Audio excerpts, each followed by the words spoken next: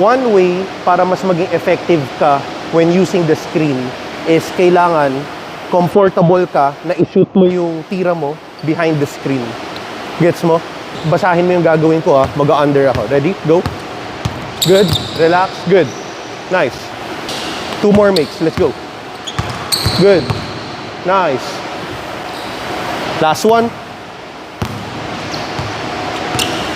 Go. Good. Nice one. Kasi ang tendency is, kapag gumamit ka lang ng gumamit ng screen, tapos ako under lang ako ng under, let's say nandito ka na, tapos wala kang threat sa 3 points, dito lang ulit ako sa baba ng screen. Ngayon, dahil na mas nasushoot mo na yung outside shot na yan, no choice na yung defender mo. Kailangan na kitang sundan.